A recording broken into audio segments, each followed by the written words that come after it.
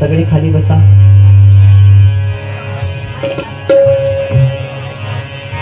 मागचे मंडळी पुढे येऊन बसा, जागा भरपूर आहे. पुरुष का. पुढं जागा भरपूर आहे.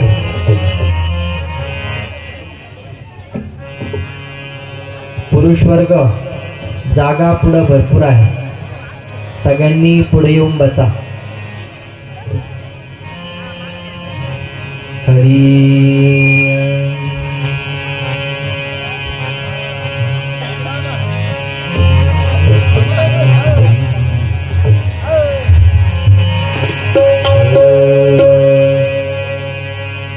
जय जय भैरव. जय जय भैरवनाथ. जय जय भैरवनाथ.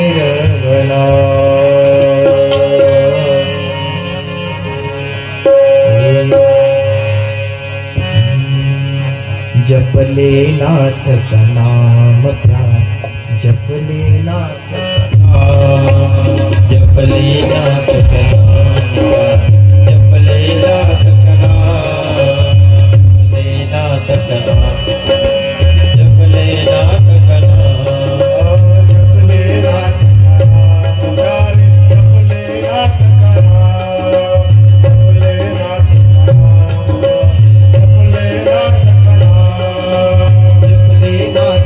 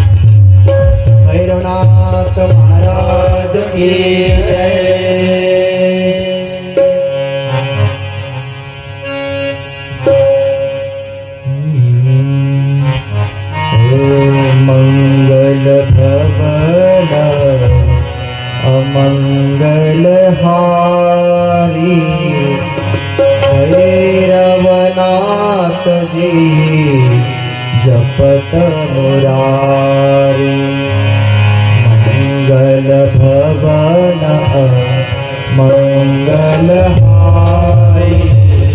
भैरवनाथ जी जपत मुरारी जय भैरव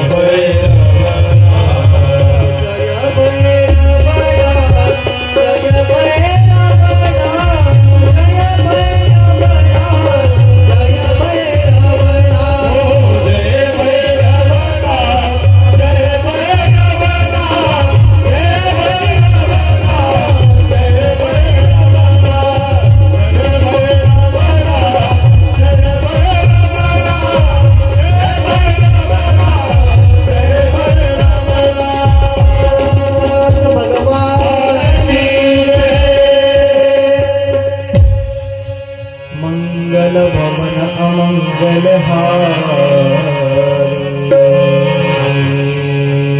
प्रथम तो विनायक ठेवुनी गुरु चरणी मस्तक वदेल प्रासादिक वाणी हरिहराचे पवाडे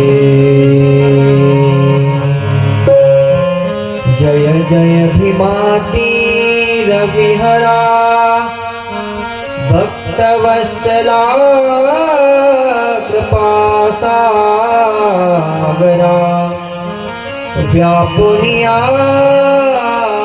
चराचरा असती निराळा सर्वतित गोरक्षपालं गुरुशिष्यपालं शिष्य हिमालं शशिखण्डबालं कालस्य कालं जितजन्मजालं वन्दे जटालं जगदीशनाथम्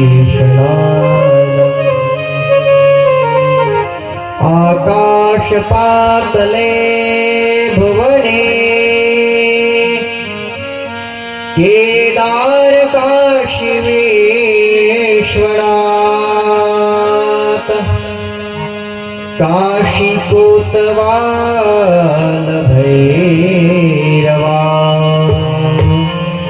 श्री नमस्तुते देवा देव देव देव महादेव काशी विश्वनाथ देव कोतवाल भैरवा देवा जयस्तुते जयस्तुते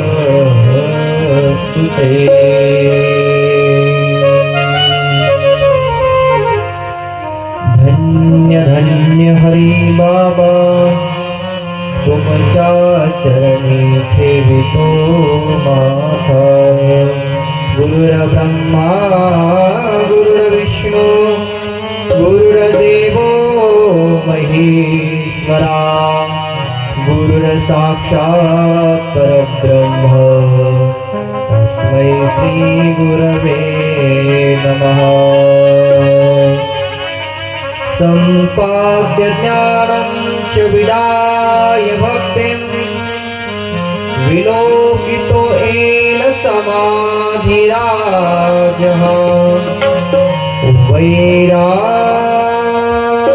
वैराग्यवन्तं सुविचारयुक्तं नमामि योगं शिरसा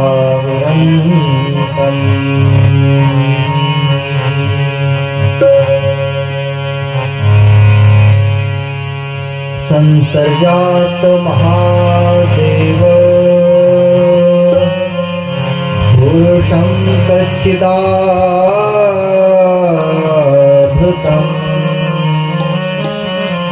भैरवाख्यां भुवोर्मध्या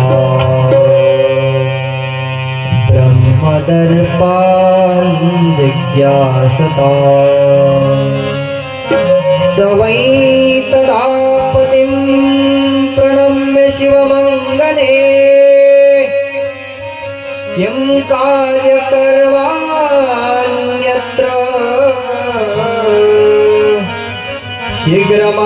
शीघ्रमाज्ञापयं प्रभुः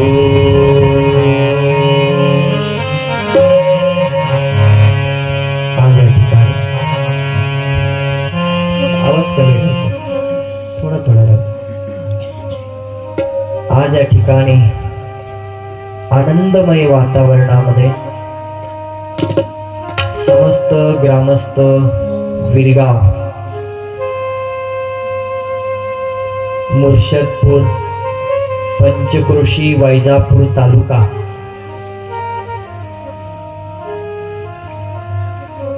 गंगागिरी महाराज भक्त मंडळ असेल, शिवछत्रपती भक्त मंडळ असेल, संभाजी महाराज मित्र परिवार, कानिटनाथ भक्त मंडळ असेल, अन्य काही मित्र परिवार भक्त मंडळ आहेत.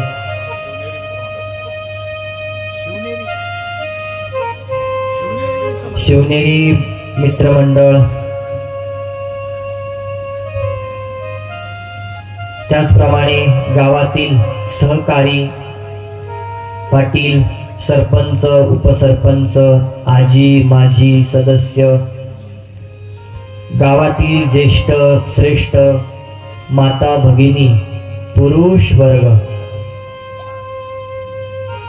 आलेले संपूर्ण ग्रामस्थ,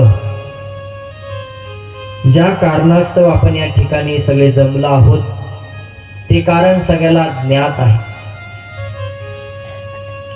आपल्या इथे स्मशान भैरवाची मूर्ती प्राणप्रतिष्ठा होणार आहे. त्याचप्रमाणे प्रत्येक वर्षी रामनवमी उत्सव ही होतो. आणि तिसरं कारण म्हणजे या ठिकाणी माताची यात्रा ही त्या ठिकाणी होते. बक्षर माता,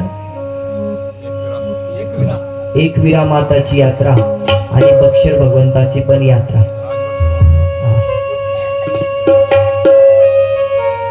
या सगळ्या कारणाने कार्य करण्याचा योग या ठिकाणी मला प्राप्त झाला. ज्यांच्यामुळे प्राप्त झाला समस्त ग्रामस्थ वीरगाव, आणि ज्यांच्या वतीने येण्याचा योग प्राप्त झाला कैलास आबा सुराशे. आबांच्या कारणास्तव या ठिकाणी हा योग साधून आला. कारण की कथा भैरवनाथाची आहे, जप मच्छिंद्रनाथ करताय, मूर्ती गोरक्षनाथांनी दिली आहे आणि कथा करणारे माणिकनाथ आहे. सगळा योग साधून या ठिकाणी आला.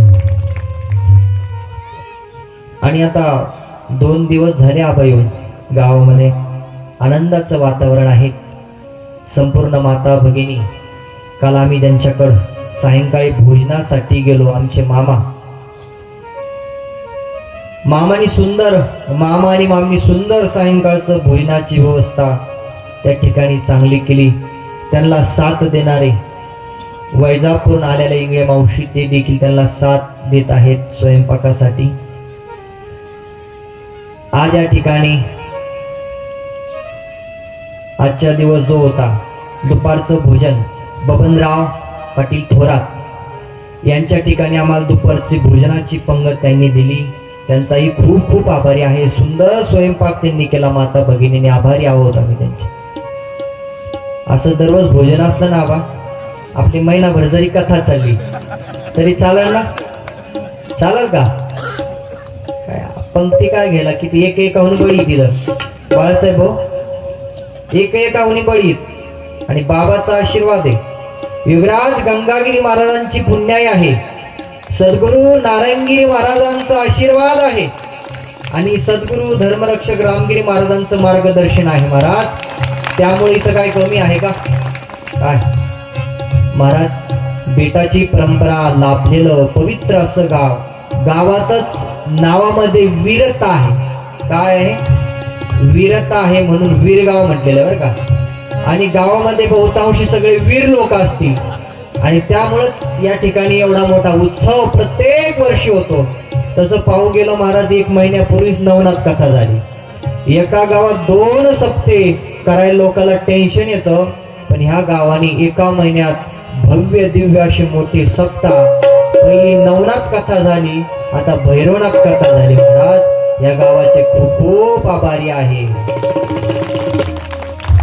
गावातील सुराशे पाटील परिवार, माळसे पाटील परिवार, थोरात पाटील परिवार, कदम पाटील परिवार, नाईक पाटील असतील, नागुडे पाटील असतील, आत्रे असतील, मस्के, डहाके, आवरे, शिंदे, कलापुरे, बारशे, त्रिभुवन, वाघ परिवार, रायते परिवार, राऊत परिवार, तुपे परिवार, शिगाडे परिवार, खिल्लारे परिवार, वाबळे पाटील परिवार, साळुंके पाटील परिवार, परदेशी पाटील परिवार, कुभाडे पाटील परिवार, आवडे पाटील परिवार, लोखंडे पाटील परिवार, पिंपळे पाटील परिवार, भोयरे पाटील परिवार, कुलथे, नेंद्रे, चव्हाण, विद्ये, बुट्टे, जाधव, भुसारी, भोड, काळे, ढवळे, समस्त वीरगाव. राहिला का कोणी? नाही ना? आणि आजचे सायंकाळचे पंक्तीचे अन्नदाते त्यांचं आता कथा झाल्यानंतर वर्णन करणार आहोत. कारण की त्या ठिकाणी कथा झाल्यानंतर जर भोजन नसेल तर आनंद येणार नाही. म्हणून अन्नदाता जो असतो त्याला सगळ्यांनी आशीर्वाद दिला पाहिजे आणि एक सगळ्यांनी टाळ्या वाजवून स्वागत करायचं. त्याचप्रमाणे श्री क्षेत्र शिरसगाव श्रीरामपूर इथून बाल संन्यासी हरिबाबा आश्रमातून काही सेवक मंडळी आले आहेत. जो परिवार आहे, भक्त परिवार आहे, परमपूजनीय सद्गुरू रामगिरी महाराजांच्या आशीर्वादाने, सद्गुरू भास्करगिरी महाराज, अन्य काही महात्मे आहेत, यांच्या आशीर्वादाने मला ज्या गादीवरती बसवलं ते अनंत तपस्वी, महान तपस्वी बाल संन्यासी हरिबाबा, हरिबाबाच्या पवित्र स्थानावरून आलेले पवित्र लोक, माझ्यावरती अत्यंत प्रेम करणारे मधुकर भाऊ भोसले पाटील, विलास भाऊ अनारसे आणि माझी 24 तास सेवा करणारे, मला पाणी आहे की नाही, भोजन केलं की नाही, आबा किरण महाराज इथं राहतात, पण आश्रमात असले किरण महाराज घरी जातात. मग घरी गेल्यानंतर 2 व्यक्ती अशा आहेत आश्रमामधील, एक अनिल भाऊ मोरे आणि एक लक्ष्मण बाबा यादव. एखाद्या लहान बाळकासारखी माझी सेवा करणारे आमचे लक्ष्मण बाबा सकाळची पूजा ही तेच करतात. धुनी लावावं लागती ना, संप्रदायामध्ये धुनी लावतात, धुनीची तयारी ही ती करतात. परंतु त्यांनी आज 8 तास धरला. महाराज म्हणे मी आज आरती करणार नाही म्हणे, आज मी कथा ऐकला येणार म्हणे तुमची. आणि विलास भाऊला, मधु भाऊला म्हणले मला तुमच्या बरोबर घेऊन चला म्हणे आज. आणि मधु भाऊ पण आले, पण आता तिघाला घेऊन यायचं म्हणजे कोण चालवायला पण पाहिजे ना, म्हणून यश अनारसे सुद्धा त्यांच्या बरोबर आले आहेत. आलेल्या सगळ्या भक्त मंडळाचं स्वागत करतो आणि कथेला सुरुवात करतो.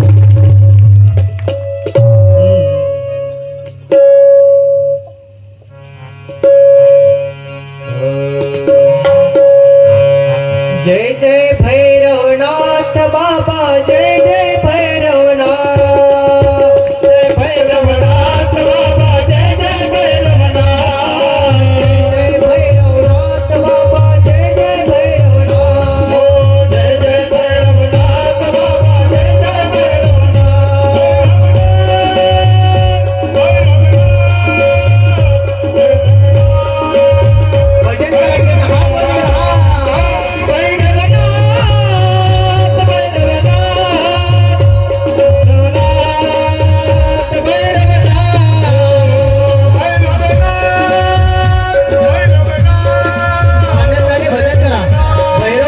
भजन करायचं ना, हा बोला हा.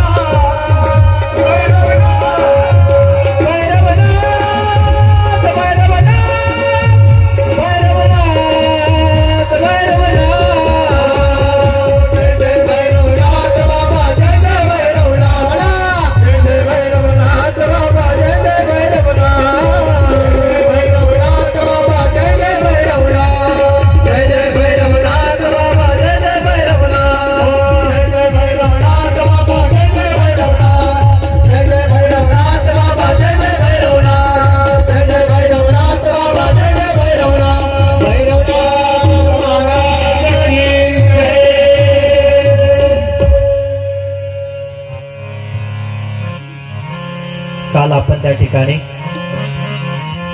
भैरवनाथ कथेतील महात्म्याचं वर्णन केलं, कारण की जोपर्यंत भैरव पुराणाची आख्यायिका, भैरव पुराणाचं महत्व महात्म्य जर आपल्याला माहीत नसेल तर त्या कथेलाही महत्व येत नाही आबा. आणि कथेला महत्व केव्हा येतं? त्याच्यामध्ये काहीतरी महत्व असेल, महात्म्य असेल तर. काल भैरवनाथ देवता साधकाची उपास्य देवता. काल आपण वर्णन केलं स्मशान भैरवाचं आणि गुरु म्हणजे रुरु भैरवाचं, बरोबर ना? दोन भैरव झाले काल आपले.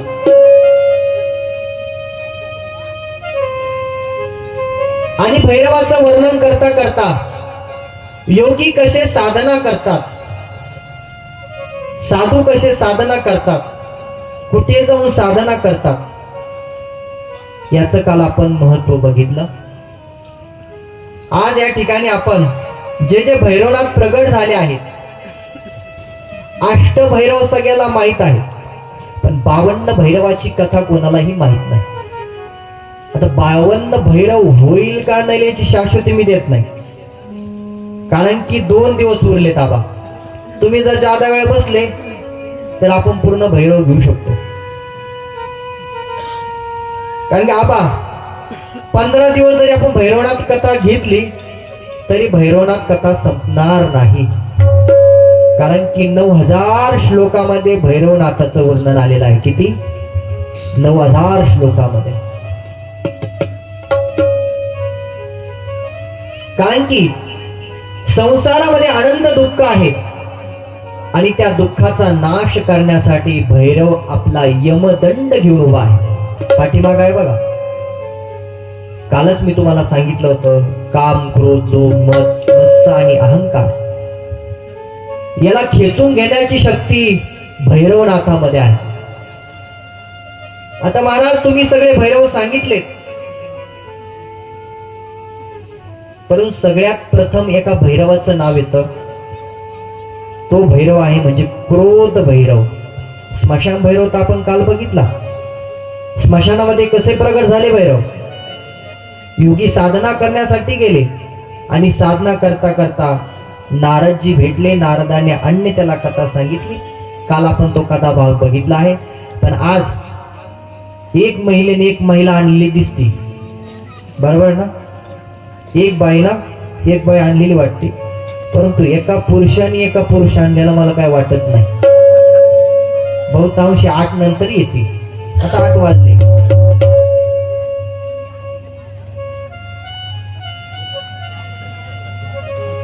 पहिला जो भैरव आहे क्रोध भैरव. कोण आहे? क्रोध कोणाकोणाला येतो महाराज? बाळासाहेब, क्रोध सगळ्यालाच येतो. मग हा क्रोध आला कुठून, उत्पन्न झाला कसा?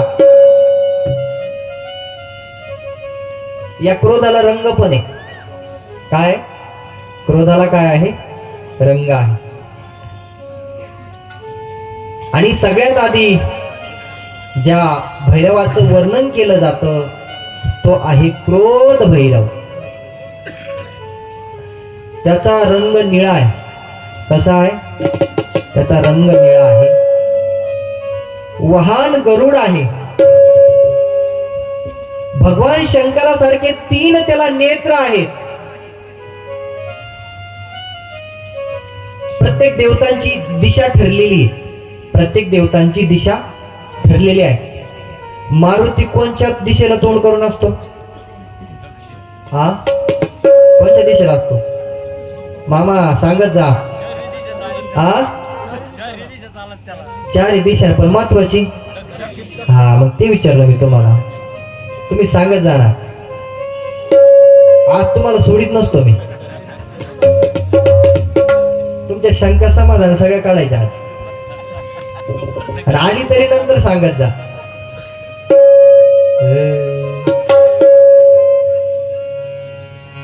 दक्षिण दिशा ही क्रोध भैरवाची ठरलेली.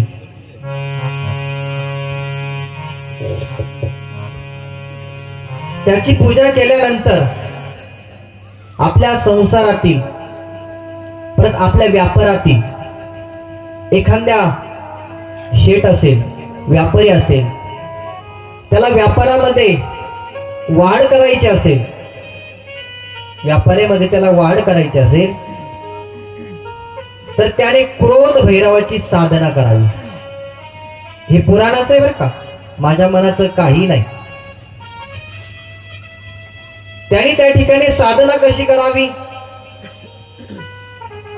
त्याने 41 दिवस क्रोधावरती नियंत्रण ठेवायचं. कशावरती? कशावरती? क्रोधावरती नियंत्रण ठेवायचं. आता कोण कोण क्रोधावरती नियंत्रण ठेवणार याच्यामधलं? सोपं नाही साधना. भैरवाची साधना खूप अवघड साधना आहे. आज आपण कर्मकांड सांगणार आहोत. कथा भाग पुढे येणार आहे.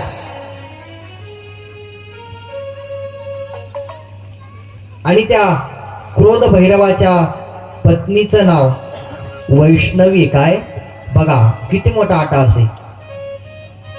वैष्णवी नाव कोणाचं आहे? त्याच्या पत्नीचं नाव वैष्णवी आहे. पण तसं जर पाहू गेलो, एका बाजूला क्रोध आहे आणि वैष्णवी शांत रसाचे भरिते. कशाचे? शांत रसाचे भरिते आहे. आणि त्या क्रोध भैरवाची पूजा जर करायची असेल तर सुंदर नक्षत्र आहे, ज्या ठिकाणी देवाचा आणि संताचा जन्म झालेला आहे, त्याला रोहिणी नक्षत्र म्हणतात. रोहिणी नक्षत्रामध्ये क्रोध भैरवाची त्या ठिकाणी साधना केली जाते. आता क्रोध भैरव आहे तरी कुठं? आपल्या महाराष्ट्रात तिची पूजा केली जात नाही. आणि उत्तरेत गेल्यानंतर राम प्रभू, कृष्ण प्रभू यांची ज्या पूजा केली जाते, आपण त्याला देवभूमी म्हणतो, बरोबर. पण आपला गुजरात आणि महाराष्ट्र हा दक्षिण प्रांतामध्ये येतो. आणि गुजरात आणि महाराष्ट्र दक्षिण प्रांतामध्ये आल्या कारणाने कर्मकांडाला ज्यादा महत्व दिलं जातं. पहिल्या दिवशी मी तुम्हाला सांगितलं. तामिळनाडूमध्ये गेल्यानंतर तुम्हाला त्या ठिकाणी क्रोध भैरवाचं मंदिर पाहायला भेटतं. तामिळनाडू राज्यामध्ये क्रोध भैरवाचं मंदिर आहे. आता हे क्रोध भैरव उत्पन्न झाले कसे महाराज?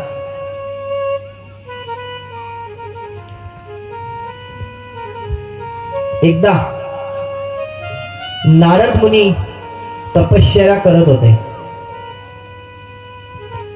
तपस्या करायची म्हणून काहीतरी साधन किंवा स्थान आपला शोधामध्ये होते.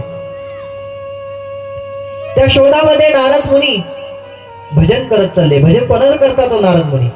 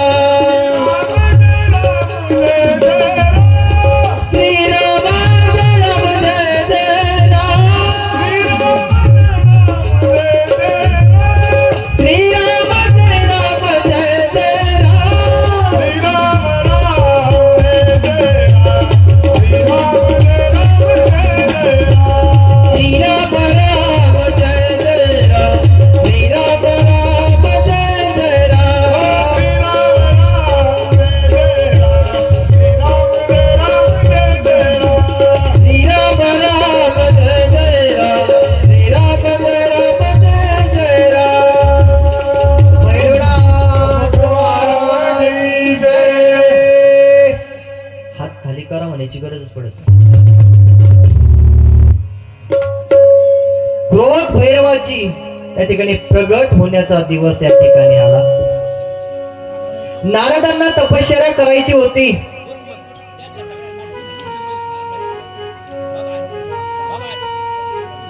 बसू द्या बसू द्या बसू द्या, पोराला बसू द्या. हे भविष्य आहे, पुढचं भविष्य आहे भाऊ, पुढचं भविष्य आपलं ते. क्रोध भैरवाची प्रगट होण्याचा दिवस होता. नारदांना तपश्चर्या करण्यासाठी साधनाच्या शोधात होते. नारद मुनी भजन करत करत करत चालले, पृथ्वी तलावरती आले. कारण ऋषी मुनी सिद्ध साधक या ठिकाणी भजन करण्यासाठी येतात. कुठे येतात महाराज? या पृथ्वी तलावरती. जगाच्या कल्याणा संतांच्या विभूती, देह कष्टविती परोपकार. साधू संत जन्म घेतात या पृथ्वी तलावरती. कशासाठी? जगाच्या कल्याणासाठी.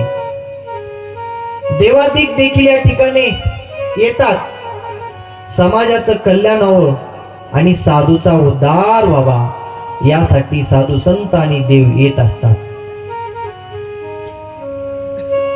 नारद मुनी शोधात होते की आपल्याला कोणतं तरी स्थान भेटलं पाहिजे, असं क्षेत्र भेटलं पाहिजे की त्या क्षेत्रामध्ये जाऊन मला साधना करता येईल. नारद मुनी भजन करत करत करत करत कैलास पर्वताच्या शेजारी गिरी पर्वतापाशी आले. गिरी पर्वतापाशी आल्यानंतर त्यांना त्या ठिकाणी एक सात्विकता निर्माण झाली. काही स्थानाची सात्विकता असते आबा. काही ठिकाणी गेल्यानंतर बसूही वाटत नाही. आता काही काही घरात गेल्यानंतर जावंही वाटत नाही, काय पण जावं लागतं कधी कधी. घरात गेल्यानंतर चैतन्याचं वातावरण निर्माण झालं पाहिजे.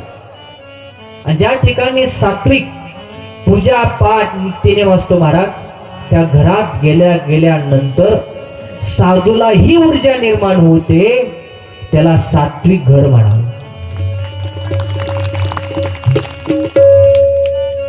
नारदजी शोधामध्ये होते, गिरी पर्वतापाशी आले, सात्विकता अंतःकरणामध्ये प्रवेश केला आणि नारद मुनीला वाटू लागलं की आपण या गिरी पर्वतातील ज्या गुफा आहेत, या गुफामध्ये आपण साधना केली गेली पाहिजे.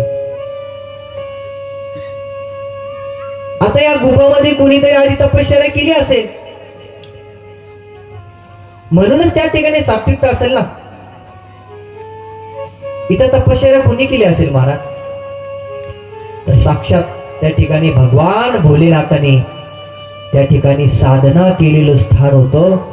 म्हणूनच नारदजींना त्या ठिकाणी काय केलं महाराज? खेचलं गेलं आणि नारद मुनीला ती जागा सात्विक वाटू लागली.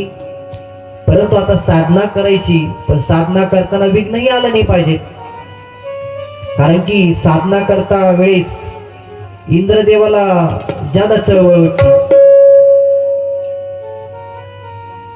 इंद्रदेवाला आपल्या पदाचा अहंकार कायमच राहतो. त्याला वाटतं कधी ना कधी माझं पद ढासळ पडल. त्याला हे ज्ञात नाही की पृथ्वी तलावरतीच 5 वर्षे असते, हे तर आपला आढळ पद नाही. ज्यावेळेस आपल्या पुन्हाचा साचा संपतो, त्यावेळेस इंद्राला देखील ते पद काय करावं लागतं? सोडावं लागतं महाराज. म्हणून नारद मुनीने त्या ठिकाणी सगळ्यात आधी कोणाची साधना केली असेल? कारण साधकांचेही साधक काल भैरवनाथ आहे आणि महाभैरवनाथ भगवंत भोलेनाथाची साधना केली. साधना केल्यानंतर त्यांच्या घामातून उत्पन्न झाले ते म्हणजे क्रोध भैरवनाथ महाराज की. आता क्रोध भैरवनाथ महाराज प्रगट झाले. प्रगट झाल्यानंतर त्यांनी विचारलं माझं काम काय आहे? त्यांनी सांगितलं जो कोणी साधक साधना करत असेल त्या साधकाचं द्वारपाल म्हणून तू काय करायचं? कार्य करायचं, काम करायचं. असं सांगितल्यानंतर नारद मुनी गुफेमध्ये प्रवेश केला आणि त्या ठिकाणी क्रोध भैरवाने काय केलं महाराज? द्वारपाल म्हणून काम केलं. अनेक हजार वर्ष नारद मुनीची साधना त्या ठिकाणी चालू होती. इंद्रदेवाला माहीत झालं की आता नारद मुनी साधना करतायत म्हणजे कोणची तरी लालसा यांना असली पाहिजे. कारण कोणीही साधक देवाधिक साधना करत असेल तर प्रत्येकाला काहीतरी इच्छा असते आणि इच्छेनं माणूस साधना करत असतो. क्रोध भैरवाला द्वारपाल म्हणून त्या ठिकाणी उभं केलं. नारद मुनी साधना करतायत. देवराजाने आपल्या त्या ठिकाणी काय केलं, अप्सरा पाठवल्या. अप्सरा पाठवल्यापर्यंत त्या अप्सरा गेल्या ज्या ठिकाणी भगवान भोलेनाथांनी साधना केली महाराज, त्या ठिकाणी काम क्रोध लोभ राहील का? नाही महाराज. कारण की ज्या कामाला जाळून टाकण्याची ताकद ज्या भोलेनाथामध्ये आहे त्या ठिकाणी ते अप्सरा काय करतील महाराज. अप्सरा आल्या आणि नारदाच्या भजनामध्ये त्याही लीन होऊन गेल्या आणि त्या ठिकाणी साध्वी बांधल्या, त्याही तपश्चर्या करायला लागल्या.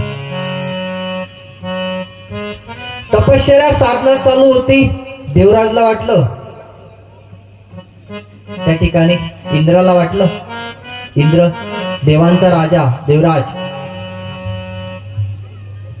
आता ही साधना करत आहेत, अप्सरा ही साधना करायला लागल्या, आता पाठवायचं कोणाला म्हणून कामदेवाचं आव्हान केलं. बरं कोणाचं केलं? कामदेवाचं आव्हान केलं. आणि कामदेवाचं आव्हान केल्यानंतर कामदेव प्रगट झाले आणि कामदेवाने अनेक काम बाण मारले, परंतु नारदाला काही झालं नाही आणि कामदेव देखील त्या ठिकाणी साधना करायला लागले. कशाचा परिणाम होता महाराज? कारण क्षेत्रपाल द्वारपाल साक्षात त्या ठिकाणी क्रोध भैरव त्या ठिकाणी उभा होते आणि ज्या ठिकाणी क्रोध भैरव आहेत त्या ठिकाणी काम काय करील? आता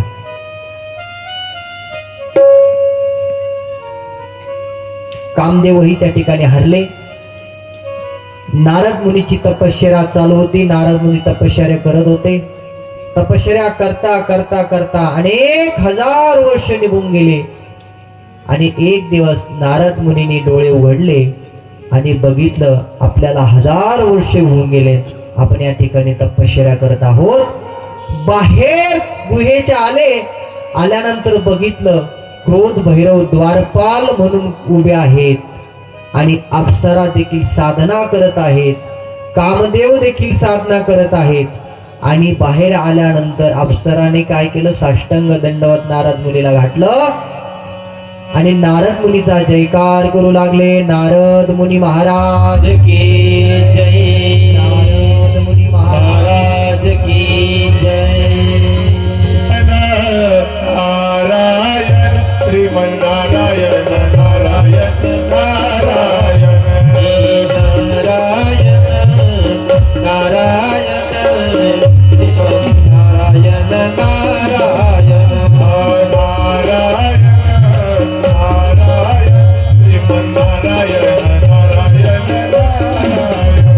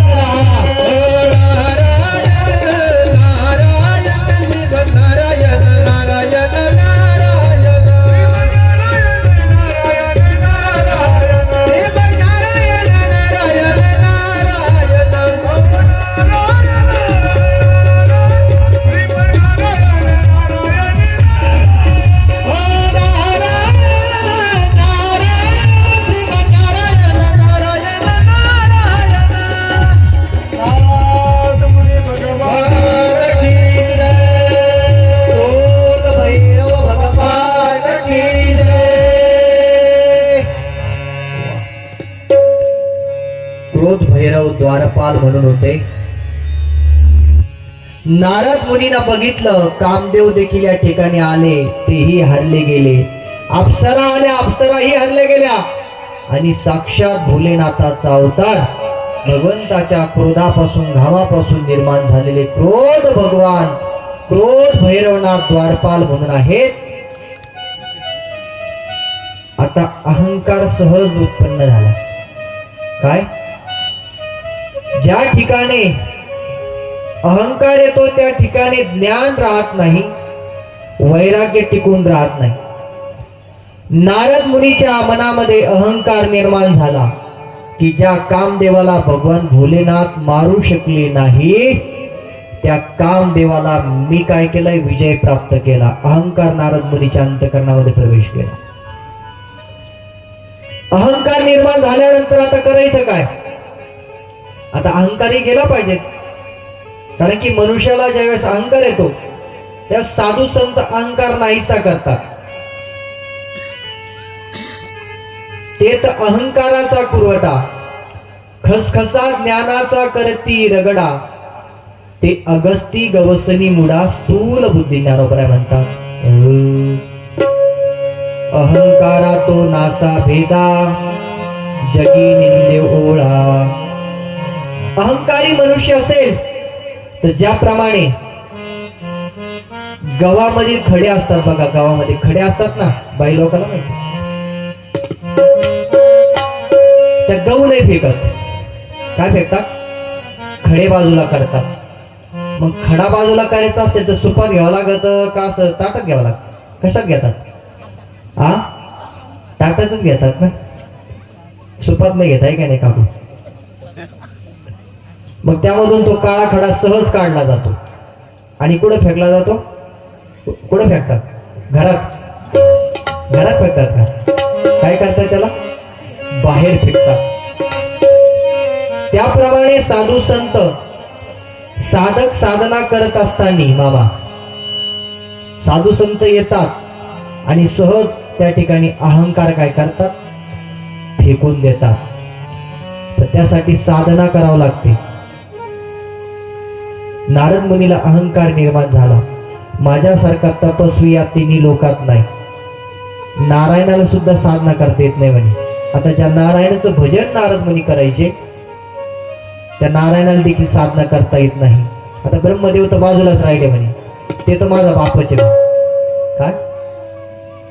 त्यामुळं माझ्यासारखा कोणी तपस्वी नाही असा अहंकार नारद मुनीला निर्माण झाला. नारद मुनीला तर गप्प बसावा. ज्या माणसाला अहंकार निर्माण होतो तो मनुष्य शांत बसत नाही, चळवळ चळवळ चळवळ करत राहतो. जसं कथेत आल्यानंतर ज्याला कथेत बसू वाटत नाही ना, ते चळवळ चळवळ चळवळ करीत राहतो. ज्याला कथा ऐकायची तो शांत चित्तीने ऐकतो. नारद मुनीला गप्प बसवत नव्हतं. आता एवढी मोठी साधना केली, मग ती सांगायला तरी जावंच लागेल ना कुठतरी. म्हणून विचार केला आणि सहज नारद मुनी भजन करत करत करत करत कैलासा पर्वतावरती गेले. आणि त्या ठिकाणी आता प्रत्येक गेल्यानंतर भोलेनाथाचं दर्शन घ्यायचे, परंतु आज भोलेनाथाचं दर्शन घेतलं नाही. कारण की अहंकार निर्माण झाला होता ना, आणि अहंकार हा मनुष्याला झुकवून देत नाही. काय? वाळलेली काठी लवकर झुकत नाही, ओली काठी लवकर झुकते. आणि ज्या झाडाला फळं आलेली असतात ना, ते झाड काय होतं? वागतं. आणि ज्या झाडाला फळं नाही ते टट राहतं, टाईट. बांबूवानी बांबूवानी काय असतं? टाईट राहतं. नारद मुनी अहंकारावश जगाच्या मालकाचं दर्शन घेतलं नाही. दर्शन न घेतल्यामुळं भोलेनाथाला कळला त्यांचा अहंकार निर्माण झाला. मग आता माया स्वरूप असणारे ते मच्छिंद्रनाथांचा अवतार होते. भोलेनाथाचा अवतार म्हणजे मच्छिंद्रनाथ अवतार. आणि त्या ठिकाणी भगवान शंकराला अहंकार निर्माण, भगवान शंकरापरी अहंकार जो निर्माण झाला, नारद मुनीचा अहंकार भगवान शंकराला जो उत्पन्न करायचा होता तो उत्पन्न कसा करायचा म्हणून सगळी लीला त्या ठिकाणी निर्माण केली. भगवान भोलेनाथ हात जोडले कोणाला? नारदाला. कोणी जोडले हात? भगवान भोलेनाथांनी हात जोडले नारदा पुढं आणि विनंती केली, हे नारदा, तू आता जे गुणगान करत आहे, मी तपश्चर्या केली, मी साधना केली, माझ्यासारखी कोणी तपश्चर्या केली नाही. ही जी तुझी ख्याती तू जे गात आहे ते तू विष्णू पर्यंत जाऊस तर गाऊ नको, कारण की तू त्यांचं भजन करतो आणि भजन करण्या कारणास्तव त्यांना हा असणारी तुझी स्तुती सहन होणार नाही. परंतु नारदालाही वाटलं भोलेनाथाला माझी स्तुती आवडत नसेल, आपले तर वडील आहेत, आपले ते मालक आहेत, आपले भगवान आहेत, त्यांना स्तुती आवडल. म्हणून त्या ठिकाणी कैलास पर्वतातून निघले, वैकुंठावरती गेले. वैकुंठात गेल्यानंतर नारद मुनी नारायणाचं भजनच विसरून गेले. नारद त्या ठिकाणी नारायणाचं 24 तास भजन करतात, भजन विसरून गेले. गेल्या क्षणी लक्ष्मी माता त्या ठिकाणी नारायणाची सेवा करत होत्या. गेल्या क्षणी लगेच भगवंताला म्हणले, उठून बसा म्हणतो, मी आलो म्हणे, आता तुमचा परम भक्त आलेलो आहे. नारदांनी हात जोडले नाही. नारायणाला आधीच कळलं होतं, कारण की तिकडून आधीच फोन आला होता महादेवाकडून, आता तुम्हीच पहा म्हणे, गिरेक काय माझ्या ताब्यात तर राहिलेलं नाही म्हणे, आता यांना तुम्हाला सोडायचं, हे गिरेक जे. त्यावेळेस काय असतं, एका डॉक्टरकडून फरक नाही पडला की तो दुसरा डॉक्टर म्हणतो याच्या माझे काही फरक पडत नाही, आता हे गिरेक तुम्ही सांभाळा. फोन लावतात डॉक्टर. भगवान भोलेनाथांनी सांगितलं नारायणला, आता नारदाला सुधारण्याची जिम्मेदारी तुमच्याकडे. कसं सुधारायचं?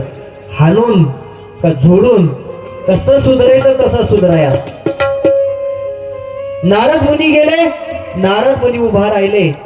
लक्ष्मी माता बाजूला झाल्या आणि लक्ष्मी माताने हात जोडले. नारद मुनी म्हणे, तिन्ही लोकात तुमच्यासारखा तपस्वी नाही, असा तपस मी आजपर्यंत पाहिला नाही. जे नारायणाला जमलं नाही, जे भोलेनाथाला जमलं नाही, आज तो तुमच्या वडिलाकडे जायचंय म्हणे, ब्रह्मदेवाकडे. त्याला देखील जमणार नाही म्हणे. आणि ही साधना तुम्ही एवढी तपस्वी साधना केली, कामावरती विजय प्राप्त केला, अप्सरेवरती विजय प्राप्त केला, साक्षात भोलेनाथाचा अवतार क्रोध भैरवाला तुम्ही उत्पन्न केलं आणि त्याला द्वारपाल म्हणून ठेवलं. अशी तुमची तपस्या. नारद मुनीला अहंकार वाढला. आता अग्नी चालू आहे, अग्नीत आणखीन तूप टाकलं, त्या ठिकाणी अग्नी काय होत असतो? आणखीन प्रज्वलित होत असतो, आणखीन भडका उडत असतो. काय काही माता बघितलं माहिती, शेजारीचं भांडण चाललं एखाद्या, इथल्या सोडून बरं का, मंडपातल्या सोडून, वीरगावातल्या सोडून, एखाद्या बाईला जर भांडणच लावायचे असले ना, ती शेजारीकडे दुसऱ्या बाईची बुराई करायला जाते आणि भांडणाचं मूळ कारण त्या ठिकाणी तयार करते. आणि त्या दोघीचं भांडण चालू असताना हिला आनंद होतो. काय होतो? हिला आनंद होतो. आता लक्ष्मीनं शांत बसायला पाहिजे नव्हतं ना. लक्ष्मीनं एवढी स्तुती केली, एवढी स्तुती केली, नारद मुनीचा अहंकार पार 100च्या पुढे गेला. आता नारायण म्हणले, लक्ष्मीनं काही काम नव्हतं, मी याचा अहंकार नाहीसा करण्यासाठी भोलेनाथाने माझ्याकडे पाठवलं आणि लक्ष्मीने याचा अहंकार वाढवून दिला. आता करणार काय? नारायणाने माया तयार केली. महाराज, माया. नारायण वाटलं आता मी सांगून हा गिर ऐकणार नाही, आता याला ब्रह्मदेवाकडे पाठवावं लागेल. ब्रह्मदेवाकडे पाठवायचं म्हटल्यानंतर असं करा म्हणे नारद मुनी, तुम्ही असं करा, ब्रह्मदेवाकडे जा म्हणे, तुमचे जगाचे तुमचे पिता त्या ठिकाणी वाट पाहत आहेत. ब्रह्मदेवाकडे गेला. ब्रह्मदेवाकडे गेल्यानंतर त्या ठिकाणी भजन तर विसरला होता, पण अहंकारही वाढला होता बाळगो. तर अहंकार वाढल्यानंतर माणूस सगळं विसरून जातो. हे माझे पिताजी, हेही विसरला आणि पिताजीला म्हणू लागला की मी या ठिकाणी तपश्चर्या केली, साधना केली. जे असणार भोलेनाथाला कामदेवावरती विजय प्राप्त करता नाही आला, नारायणाला नाही आला, आणि तुमचं तर बाजूला ठेवणी. तुमचं काय सांगायचं आता, पुढे कथा येणार आहे त्यांची. तुमचं सगळं मला चरित्र माहिती आहे. पण काय तुम्ही माताला सोडलं नाही म्हणे महाराज, जिला तुम्ही उत्पन्न केलं तिलाही सोडलं नाही, तुमचं तर बाजूलाच ठेवा म्हणे. नारद मुनीचा अहंकार ब्रह्मदेवाला कळाला, आपण आत पितायत, आपल्या कुलाचा उद्धार व्हावा म्हणून त्या ठिकाणी नारायणाची स्तुती केली, नारायणाला प्रार्थना केली. हे नारायण भगवान, याचा जो अहंकार निर्माण झाला आहे, या अहंकाराचा नाश करा. नाश करा म्हणायच्या आधी, पण आधी आपण त्या भगवंत भोलेनाथाचं भजन करणं महत्वाचं आहे. कारण की अहंकार नाश करायचा असेल तर त्या भोलेनाथाचं भजन केल्याशिवाय अहंकाराचा नाश होत नाही. नमः शिवाय नमः शिवाय हर हर भोले नमः शिवाय नमः शिवाय नमः शिवाय हर हर भोले नमः शिवाय नमः शिवाय नमः शिवाय हर हर भोले नमः शिवाय नमः शिवाय नमः शिवाय हर हर भोले नमः शिवाय नमः शिवाय नमः शिवाय हर हर भोले नमः शिवाय बडे बडे भजन करा. हर हर भोले नमः शिवाय नमः शिवाय हर हर भोले नमः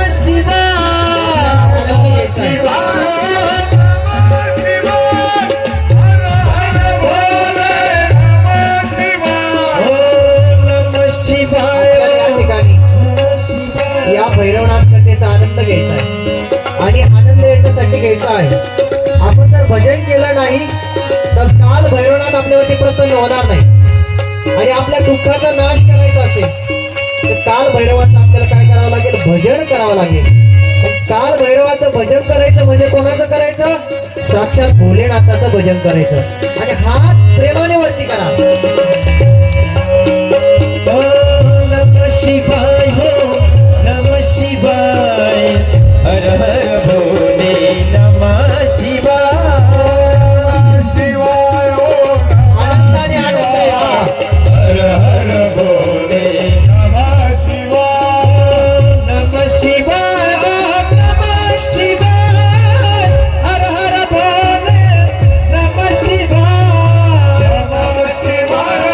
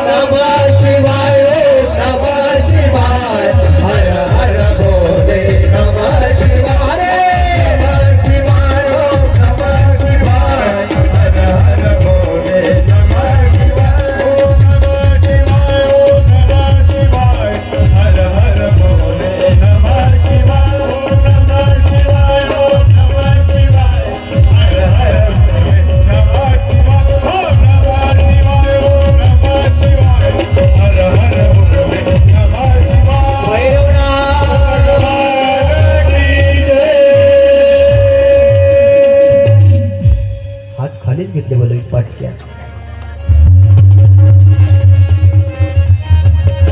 भैरवनाथ महाराज की जय. आजी कोतवाल क्रोध भैरवा भगवान की जय. स्मशान भैरव भगवान की जय. कपाल भैरव भगवान की जय. आदेश. नारद मुनी ब्रह्मदेवाकडे गेले. ब्रह्मदेवाला हात जोडले नाही, परंतु ब्रह्मदेवाला पिता असल्या कारणाने आपल्या पुत्राचा उद्धार व्हावा म्हणून ब्रह्मदेवाने भजन केलं.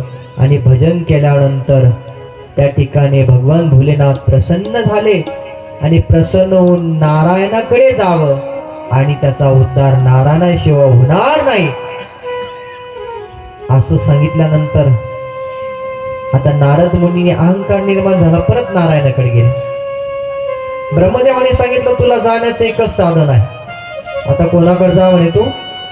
नारायणाकडे जा. नारायणाकडे गेल्यानंतर नारायणानं सांगितलं पार्वतीला आधी तू सारून घे म्हणे. जिथं ज्या ठिकाणी नारद मुनी उभा होते ना म्हणे तिथं आधी सारून घे म्हणे. आता सारून घेतलं आणि तिथं उभा केला त्याला. कोणाला? नारद मुनीला. आणि गोमातेच्या शेणामध्ये इतकी ताकद आहे महाराज, इतकी पवित्र त्या ठिकाणी. आपल्या इथं देखील अखंड आता ध्वनी चालू आहे. अजून 3 दिवस त्या ठिकाणी अखंड गौरीची ध्वनी चालणार आहे. गावरांबर कादर्शी नाही, गावरान गोमाता आहे. जी महिला जरवत आपल्या घरासमोर सडा रांगोळी करते, तुळशी समोर सारून घेते, त्याच्यावरती विशेष भगवंताची कृपा असते. नारायणाला उभा केलं. लक्ष्मीने आधी अहंकार निर्माण करून दिला, परत अहंकार नाहीसा करायला कोण आलं? परत कोण आलं? आबा लक्ष्मीने सारून घेतलं. परत आता नारायण म्हणे तुला गप्प बसता येत नव्हतं, आता हे काम तूच करायचं म्हणे. नारायणे सांगितल्यानंतर अहंकार 50% कमी झाला. आता 50% कमी करायचा, पण तो काय कमी व्हायना. नारद मुनीची भगवान नारायणने स्तुती चालू केली. नारद मुनी म्हणे तिन्ही लोक तुमच्यासारखा भक्त नाही, माझं भजन करणारे तुम्हीच आहात, तुमच्यासारखं भजन करणारं कोणी नाही. परंतु तुम्हाला एक परीक्षा द्यायची म्हणे. आता परीक्षा द्यायची म्हटल्यानंतर परीक्षा द्यावंच लागणार. तिथं काय दुसरा मार्ग नाही. नारायण सांगितल्यानंतर नारद मुनीला ऐकावं लागलं. एक नगरामध्ये जायचं आणि त्या नगरामधलं वैभवाचं सुख तुम्हाला घ्यायचंय. आता माया त्या ठिकाणी शिवाची माया निर्माण झाली. हे करत असताना क्रोध भैरव कुठं होता माहितीये का मला? ज्या ज्यावेळेस नारद मुनी पुढे चालायचे त्यांच्या मागं क्रोध भैरव पाठी मागं चालायचे. कारण की रक्षपाल होते ना त्यावेळेस. नारदाची साधना करत असताना बी काही लोक सुखामध्ये साथ देतात, आबा दुःखात कोणी साथ देत नाही. पण बिचारा क्रोध भैरव जो होता भगवंताचा आमुष, त्या नारदाच्या पाठीमाग चालू लागला. याच्या मागे लीला आहे देवाची. कारण क्रोध भैरवाचं महत्व वाढायचं होतं. नारद मुनीने एका नगर प्रांतामध्ये प्रवेश केला. प्रवेश केल्यानंतर तिथल्या वातावरणात नारद मुनी त्या ठिकाणी माया स्वरूपामध्ये भुलून गेले. कारण की नगरी इतकी प्रसन्न होती, जसं वीर गावातील सगळे माता भगिनी पुरुष कथेला आवर्जून हजर राहतात ना, तसा तिथला भोग घेण्यासाठी सगळे पुरुष माता भगिनी हजर होते. नारदाच्या स्वागताला सगळे तयार झाले. कारण की आता शिवानी माया तयार केली होती. नारद मुनीने प्रवेश केला. साक्षात त्या ठिकाणी राजा त्या ठिकाणी आला. राजाने त्या नारद मुनीचं स्वागत केलं आणि सांगितलं की उद्या माझ्या मुलीचा विवाह आहे, म्हणून तुम्हाला या ठिकाणी निमंत्रण देण्यासाठी नवे भगवान भोलेनाथांना तुम्हाला पाठवलाय. आणि भगवान भोलेनाथाचं निमंत्रण घेऊन भगवान भोलेनाथाचे पाईक म्हणून तुम्ही आला आहात म्हणून तुम्हाला स्थान उच्च असेल. आता अहंकार कमी झाला आता थोडा परत वाढला. नारद मुनीला स्थानावरती बसवलं आणि स्थानावरती बसवल्या क्षणी सुंदर अशी राजकुमारी त्या ठिकाणी आली आणि राजकुमारीला पाहता क्षणी नारद जे कधीच भुलत नाही कोणावर काय नारद मुनीने त्या राजकुमारीला पाहिलं आणि त्या नारद मुनीने पाहता क्षणी त्या कुमारीकडे पाहत राहिले पाहता क्षणी ते कधी तद्रूप झाले त्यांनाच कळलं नाही. नारद मुनीच्या मनामध्ये त्या राजकुमारी बद्दलची वासना निर्माण झाली. नारद मुनी सगळा कार्यक्रम संपला आता पण आता उद्या त्या राजकुमारीला राजकुमार पाहण्यासाठी ते स्वयंवर होतं. मग अनेक प्रांतातील राजा त्या ठिकाणी येणार होते. मग असणार नारद मुनीला वाटलं आपण तर ऋषीमुनीचे कपडे घातलेले आहेत. आता ऋषीमुनीचे कपडे घातल्यानंतर आपल्या मुलगी कोण देणार आहे बरोबर नाही. मग आता आपल्याला तशी पॅन्ट शर्ट कंबर पट्टा बुट्ट बिट्ट घालून जावं लागेल. नारद मुनीनी असे नव्हते कपडे घातले बरं का. नारद मुनीला वाटलं आपल्याला राजकुमार सारखे कपडे असावेत आणि सुंदर असा चेहरा भगवंताकडून आपल्या प्राप्त कारण की भगवान सुंदर ते ध्यान उभय विटेवरी. भगवान कसा आहे राजसुकुमार मदनाचा पुतळा रवी शशिकळा लोपलिया असा परमात्मा राजस सुकुमार मदनाचा पुतळा राजस सुकुमार मदनाचा पुतळा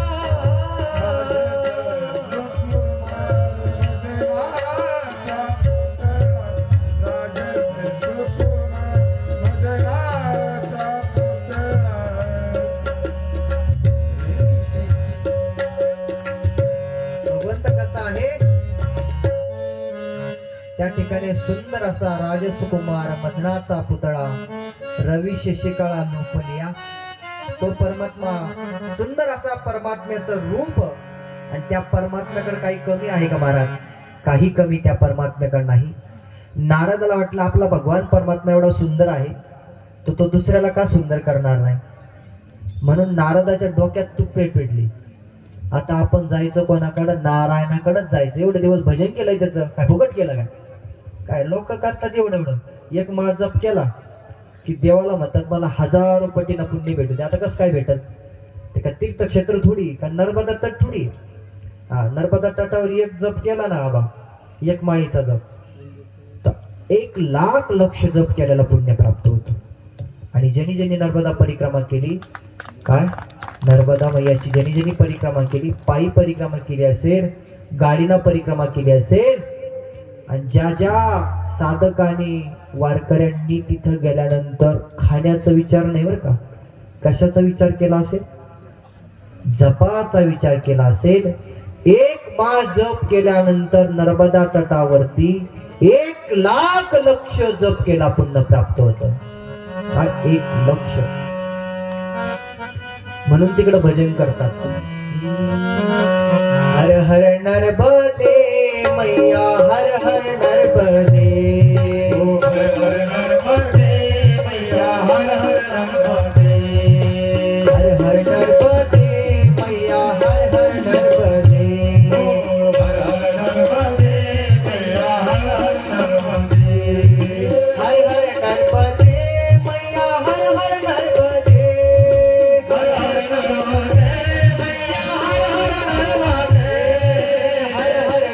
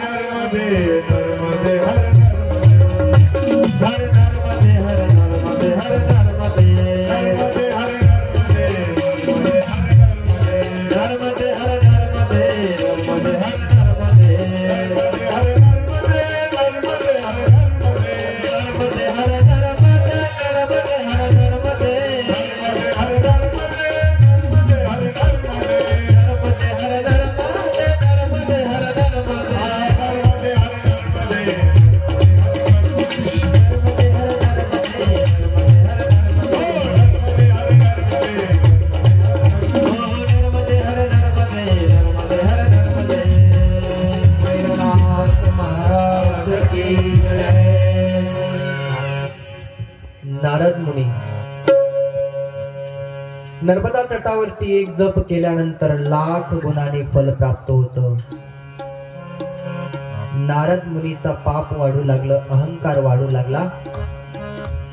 परंतु आपण एवढं भजन केलेलं आहे, त्या भगवंताकडे आपलं मागणं आहे. नारद मुनीने विनंती केली, नारायणा तुमचं रूप आहे ना, ते तुमचं रूप राजस रूप, सुंदर रूप. काय रूप साजिरे गुण साजिरे, त्या भगवंत परमात्म्याचं रूप जे आहे, त्या रूप मला काय करा, तुम्ही प्रदान करा. असं म्हटल्यानंतर भगवंत मनामध्ये हसले. आता नारदाला माझ्या रूपाची गरज पडली तरी कशाला. आजपर्यंत नारदाने कधीही मला या रूपाची मागणी केली नाही. नारद मुनी मला मागणी करतोय, त्याच्या मागे काहीतरी तात्पर्य असलं पाहिजे. भगवंताने डोळे लावले आणि शिवाची माया बघितली. अरे अवघड झालं म्हणे. आता ह्या पण तर आवरायला आलं होतं, हे तर आणखीन वाढलंय. परंतु शिवाची माया आहे, या मायेमध्ये आपल्याला ही सामील व्हावं लागेल. ज्ञानोबराय म्हणतात, तैसी जान ही माया तू भ्रमत आहासी वाया. जो भ्रम मनुष्याला आहे, मी आणि सावली एकच आहे, असा भ्रम मनुष्याला निर्माण होतो. आणि भ्रम निर्माण झाल्यानंतर साधू संत तो भ्रम निर्माण दूर करण्यासाठी येतात. नारायणाने सांगितलं, तुला रूप देईल, पण त्याला काळ आणि वेळ ठरवल्यानंतर.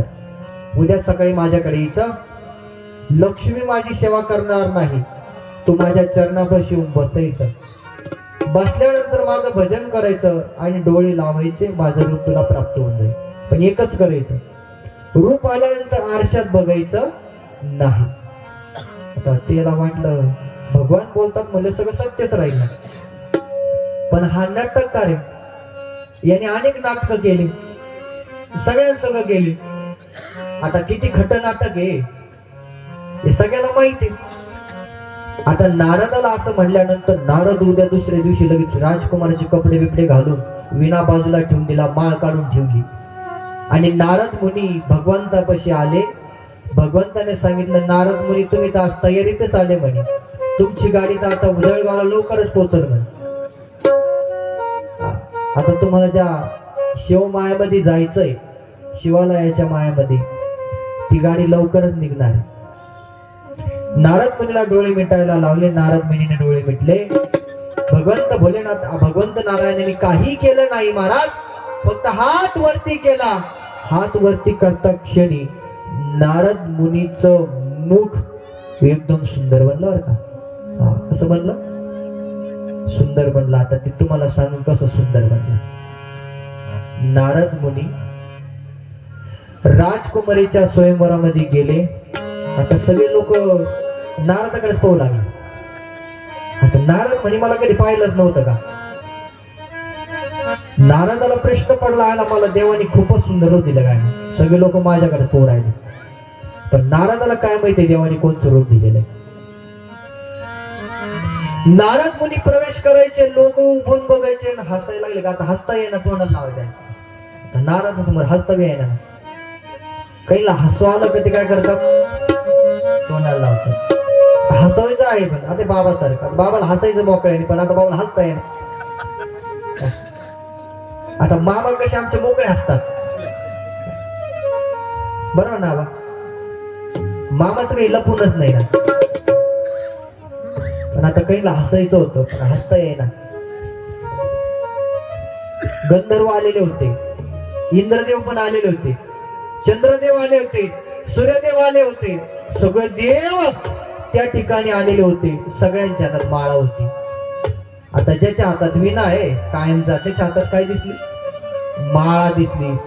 आणि माळा दिसली पण आता मुख असं होतं महाराज, एवढं सुंदर मुख होतं ना. आता त्या मुखाचं वर्णन जर केलं ना महाराज, आता शेवट सांगतो. नारद मुनी चालू लागले, आसन दिलं महाराज, पण नारदाचं शेवट आसन लावलं. सगळे सूर्य असणारे इंद्र चंद्र देवांना मोठं आसन दिलं.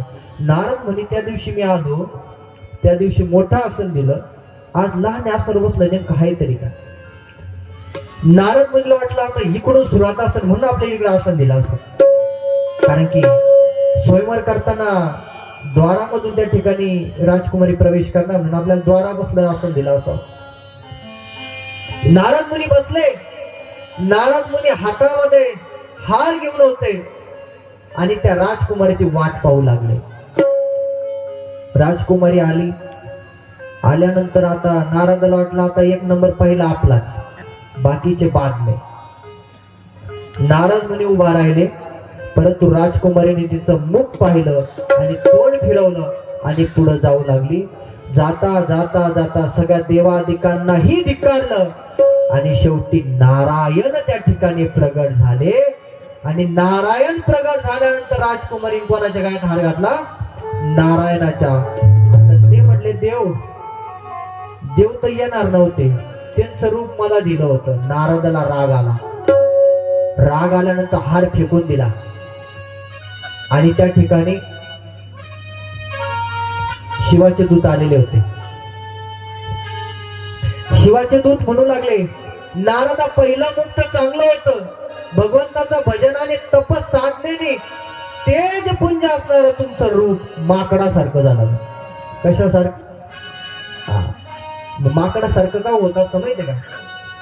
जो मनुष्य देवाचं भजन करत नाही, जो मनुष्य देवाचं पूजन करत नाही, जो मनुष्य गळ्यामध्ये तुळशीची माळ घालीत नाही, त्याचं तोंड कसं आहे? कशाचं आहे? वानराचं, माकडाचं. सगळे भजन करणारे बघ कितले पीरगावचे लोक सगळे भजनी आहेत, साधना करणारे म्हणून त्या ठिकाणी कथा ऐकायला आहेत. दूत हसायला लागले आणि नारदाला म्हटले जरी आरशात जाऊन पाय म्हणते एकदा, आमचं खरं पटत नसेल तर. नारद मुनीने आरशानामध्ये दर्पणामध्ये बघितलं आणि मुख पाहिल्यानंतर राग आला. राग आला क्षणी नारायणाला शाप देऊन टाकला. हे नारद मुनी म्हटले, हे नारायणा, जसं मला स्त्रीसाठी तू व्याकुळ केलंस तसं तू सुद्धा 14 वर्ष लक्ष्मीसाठी व्याकुळ होशील आणि पुढे रामचंद्र प्रभूंना ती शिक्षा भोगावी लागली. आता हे नारदांना हे उत्पन्न कशामुळे झालं तिथे यायचं ना आपल्याला.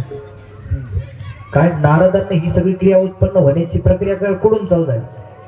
काय असतं, भैरवनाथ साधना करताना अहंकार आल्यानंतर भैरवनाथ टिकत नाही. आणि जर साधना करताना भैरवनाथ असेल, आता त्यांचं नाव क्रोध भैरव होतं. आणि क्रोध उत्पन्न झाला की काम येतो आणि काम उत्पन्न झाला की अहंकार निर्माण होतो. आणि ही प्रक्रिया क्रोध भैरवाने त्या ठिकाणी निर्माण कोणावरती केली महाराज? नारदावरती निर्माण केली. पण त्याच्या आधी क्रोध भैरवाने उपकार पण केले होते नारदावरती, द्वारपाल होऊन उत्पन्न त्या ठिकाणी केले होते. परंतु ज्यावेळेस नारदाचा अहंकार निर्माण झाला आणि अहंकार निर्माण झाल्यानंतर क्रोध भैरव यमदंड घेऊन नारदाच्या पाठीमाग लागले आणि इतका क्रोध निर्माण झाला, इतका क्रोध निर्माण झाला, तो कामातून अहंकारापर्यंत गेला आणि नारदाची तपश्चर्या भंग पावली. म्हणून मनुष्याने क्रोध निर्माण करू नये. आणि हाच क्रोध भैरवाचा त्या ठिकाणी उत्पन्न कशामुळे झाला, ही क्रोध भैरवाची कथा. त्यानंतर पुढे कपाल भैरव आहे, अतिसांग भैरव आहे, चंड भैरव आहे, रुरु म्हणजे गुरु भैरव आपण कालच बघितला, संहार भैरव आहे आणि उन्मत्त भैरव आहे. आपण ज्या सगळ्या भैरवाला जे नाव माहित आहे त्यात महत्वाचा भैरव आहे तो काल भैरव. सगळ्यांना काल भैरव सगळ्यांना माहित आहे. काल भैरवाची उत्पन्न कसा झाला कोणाला माहितीये का? नाही. एकदा भगवान नारायण साधना करत होते. साधना करत असताना लक्ष्मी सेवा करत होती, लक्ष्मी सेवा करत होती. त्या ठिकाणी ब्रह्मदेव आले. ब्रह्मदेव आल्यानंतर ब्रह्मदेवाकडे साधक आले आणि ब्रह्मदेव त्या साधकाला म्हणू लागले, या जगतात मोठं कोण आहे म्हणे आमच्या दोघात. काय? नारायणामध्ये आणि माझ्यामध्ये दोघांमध्ये मोठं कोण आहे? साधक म्हणले, आता सध्या साधकाला वाटलं आपण जर ब्रह्मदेवाला म्हटलो नाही तुम्ही मोठे आहात तर ब्रह्मदेवाला राग येईल. ब्रह्मदेव तुमच्यासारखा मोठा कोणीच नाही, तुम्हीच मोठे आहात. मग ब्रह्मदेवाला वाटलं मी मोठा आहे तर हा मालक तिथं कसं काय मालक म्हणून घेतो. म्हणून त्या ठिकाणी वैकुंठावरती गेले. नारायण आपलं आसनावरती झोपलेले होते, लक्ष्मी माता सेवा करत होती. ब्रह्मदेव गेले आणि म्हणू लागले, आजपासून तुझी पूजा बंद म्हणे. काय? प्रथम मान तुला दिला जातो, आजपासून माझी पूजा केली जाईल. कारण की या योगी साधकांनी सांगितलं की तुम्हीच मोठे. नारायण हसले आणि म्हणू लागले, आता नारद गेलेत, आता क्रोध उत्पन्न झाला त्यांचं झालं म्हणे. आता मुलानंतर बापावर पाळी आली म्हणे. आता ब्रह्मदेवाचा अहंकार निर्माण झाला. आता ब्रह्मदेवाला अहंकार निर्माण झाल्यानंतर ब्रह्मदेव सुद्धा ऐकायला तयार नाही. त्यावेळेस ब्रह्मदेवाला 5 मुख होते. किती? 5 मुख होते. आता सगळ्याला 4 नाही 3च म्हणजे, काही लोक म्हणतात 3च मुख आहेत. कारण ते फोटोत पाहण्याला ब्रह्मदेवाला 3च दिसते, पाठीमागचं मोठकच दिसत नाही देवाचं. आता पाठीमागून फोटोचं गेल्यानंतर मागून फोटो काय दिसणार? फोटो नाही दिसू राहिला ना. आणि आता ब्रह्मदेवाची मूर्तीही नाही. काय? ब्रह्मदेवाची पूजाही केली जात नाही. पूजा करतात केव्हा? ज्यावेळेस आपलं यज्ञ करतात त्यावेळेस यज्ञ पूजा करता असताना ब्रह्मदेवाचं आव्हान करावं लागतं. आता तेही पुढे तुम्हाला येईल कशामुळे त्यांना आव्हान करायचं, का करायचं, कशासाठी करायचं. ब्रह्मदेवाला अहंकार निर्माण झाला आणि अहंकार निर्माण झाल्यानंतर मायबापांनो नारायणापाशी गेले. नारायण म्हणले, आजपासून तुम्ही मला मालक म्हणायचं आणि मी जे म्हणल ते तुम्ही ऐकायचं. नारायण म्हणले, तुझा जन्म कुठून झाला माहिती म्हण तुला? माझ्या नाभी कमळातून कमळ उत्पन्न झालं. माझ्या नाभीमधून नाभी कमळ उत्पन्न झालं आणि त्याच्यामधून तुझा काय उत्पन्न, त्यामधून तू काय झालेला आहे? तू प्रगट झालेला, उत्पन्न झालेला आहे. म्हणून तू त्या ठिकाणी माझा कोण आहे? पुत्र आहे आणि मी तुझा बाप आहे. हे तुम्ही काही नका सांगू म्हणे. आता ते नाभी कमळ तुमचंच कसं याच्यावरून म्हणे, तुम्ही तर दिसता पण मी तर इकडे म्हणे. ब्रह्मदेवाचा अहंकार वाढत होता. नारायणाने समजून सांगितलं पण नारायणाचं समजून सांगूनही ब्रह्मदेव ऐकत नाही. म्हणला क्षणी त्या ठिकाणी भगवंताने गरुडावरती विराजमान झाले आणि त्या ठिकाणी ब्रह्मदेव आपल्या असणाऱ्या हंसावरती विराजमान झाले. दोघही आकाशवरती गेले आणि आकाशामध्ये दोघांचा वाद त्या ठिकाणी त्यांच्याकडे लढाई चालू झाली. महाराज काय झाली? युद्ध सुरू झालं. दोघांचंही युद्ध सुरू झालं. युद्ध एवढं मोठं झालं महाराज की शिव भगवंताने त्या ठिकाणी दूत पाठवले. गंधर्व देवी देवता त्या ठिकाणी युद्ध बघण्यासाठी आले. परंतु कोणीही गंधर्वाची हिंमत झाली नाही की यांचं युद्ध थांबावं म्हणून. कारण की त्यावेळेस 2 महान देवाचं युद्ध चालू होतो. त्यावेळेस मध्यस्थी सुद्धा मोठ्या देवाला करावं लागते. आता दोघांपेक्षाही मोठं कोण आहे? 3 देव महत्वाचे आहेत ना. पहिली देवता कोणची? महादेव. दुसरी देवता नारायण आणि तिसरी देवता ब्रह्मदेव. 3 देवता महत्वाच्या आहेत. नारद मुनीला हे सगळं ज्ञात होतं. आता आपल्या बापाची वेळ येणार आहे. नारद मुनी प्रगट झाले. नारद मुनी प्रगट झाल्यानंतर नारद मुनी म्हटले, आता हे तर काय वेगळंच चालू आहे काहीतरी. दोघांचं युद्ध चालू झालं. नारदाला संकट वाटू लागलं. या युद्धामध्ये पृथ्वी तलावरती संवार होईल आणि अन्य जे जीव आहेत ते मारले जातील. मग आता हे युद्ध थांबवायचं असेल तर आपल्याला कोणाची प्रार्थना करावं लागेल? तर साक्षात जगाचा मालक जगाचा पालनहार भोलेनाथाची प्रार्थना चालू करावं लागेल. भोलेनाथाची प्रार्थना केली, हे उमापती महादेव, हे शंकरा, तुम्ही काय करा, या ठिकाणी प्रगट व्हा आणि प्रगट होऊन या दोघांचं जे युद्ध चालू आहे हे युद्ध तुम्ही थांबवा. असं म्हणता क्षणी भोलेनाथ भगवंत भजन करत होते. भजन करता करता थांबले आणि त्या ठिकाणी नंदीवरती बसून त्या ठिकाणी प्रगट झाले. भोलेनाथ भगवान की जय. परत एकटे आले नाही, त्यांच्या बरोबर भैरवनाथ आले. कोण आलं? भैरवनाथ आले आणि त्यांचंच नाव काय आहे? काल भैरवनाथ. भैरवनाथाला घेऊन आले, कारण कोणतरी प्रमाण पाहिजे ना. ब्रह्मदेव आणि नारायणाचा वाद चालू होता आणि चालू होता क्षणी त्या ठिकाणी आता हे युद्ध थांबवायचं आहे. म्हणून भोलेनाथाने भैरवनाथाला सांगितलं की तू या दोघांच्या मध्ये काहीतरी असं भिंत निर्माण कर की त्यांचं युद्ध थांबलं पाहिजे. भैरवनाथाने भोलेनाथाला प्रार्थना केली की हे माझ्याच्याने गिरेक मिटणार नाही, आता तुम्ही यांना काहीतरी करा. म्हणून त्या ठिकाणी भगवान भोलेनाथाने महादेवाने अग्निस्तंभ रूप त्या ठिकाणी प्रगट केला आणि प्रगट करता क्षणी दोघांचं युद्ध थांबलं. युद्ध थांबल्यानंतर महाराज आता अग्निस्तंभ मध्ये प्रज्वलित आहे. आता युद्ध थांबणार होतं. हातामधले शस्त्र गळून पडले आणि गळून पडल्यानंतर आता यांना वाटू लागलं हे अग्निस्तंभ प्रगट झाला, पण हा प्रगट व्हाला कुठून, याचं ऊर्ध्व कुठं आहे आणि मूळ कुठं आहे याचा शोध आपल्याला घ्यावा लागेल. कारण की आपल्या दोघांच्या मध्ये आलंय आणि कसं आलं, कोणत्या कारणाने आलं याचा शोध आपल्याला घ्यायचा आहे. म्हणून त्या ठिकाणी भगवान विष्णूने डुकराचं रूप धारण केलं. कशाचं? शुकर म्हणजे डुक्कर. शुकराचं रूप धारण केलं आणि ब्रह्मदेवाने हंसाचं रूप धारण केलं. आता त्यांना वाटलं पाताळात जर आपण गेलो तर त्या ठिकाणी पाताळात कोण राहतं? सगळे दैत्यच राहणारे, सगळे राक्षस आहेत.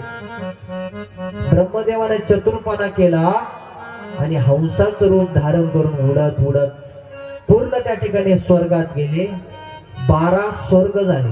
किती?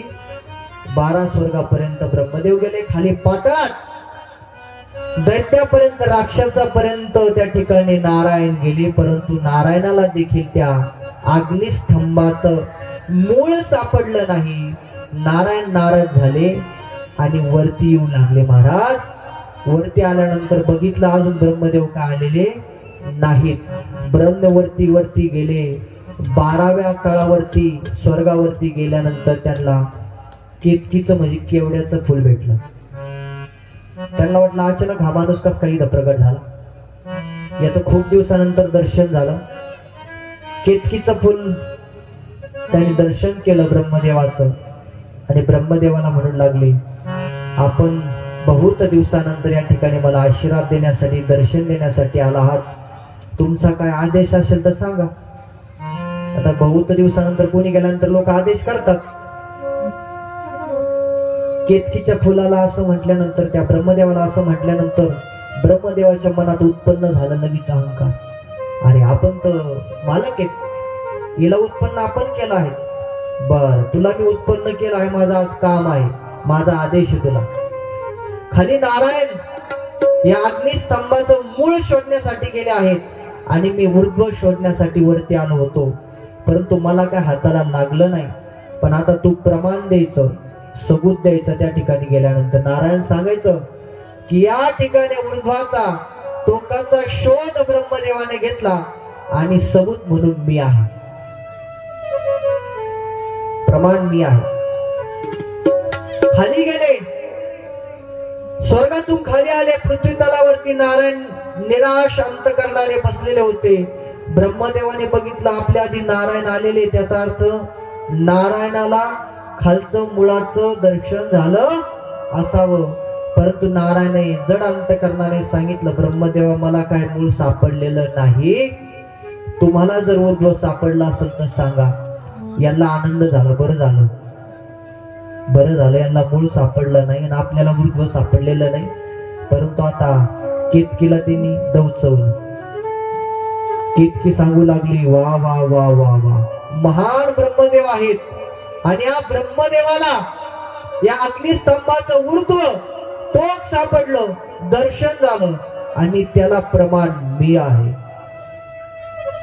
केतकीच्या फुलाला वाटलं आता आपलं काम झालं, परंतु त्या अग्निस्तंभामधून साक्षात काल स्वरूप असणारे महाकाल भोलेनाथ प्रगट झाले आणि प्रगट झाल्यानंतर आवाज येऊ लागले, ब्रह्मदेव खोट बोलत आहेत म्हणे, ब्रह्मदेव असत्यवाणी करत आहेत. क्रोध त्या ठिकाणी निर्माण झाला आणि क्रोध निर्माण झाल्या क्षणी क्रोध भैरव उत्पन्न झाला. अजून दुसराही त्या ठिकाणी, तिसराही भैरव त्या ठिकाणी रुरु भैरव उत्पन्न झाला. त्या ठिकाणी दुसरा कपाल भैरव उत्पन्न झाला. 3 भैरव निर्माण त्या ठिकाणी झाले. चौथा भैरव पण येणारच होता. भैरवनाथ उत्पन्न करायचा, पण आधी केतकीच्या फुलाला त्या ठिकाणी शिक्षा करावं लागेल. केतकीच्या फुलाला शिक्षा करायची म्हणून त्या ठिकाणी भैरवनाथ प्रगट करायचे.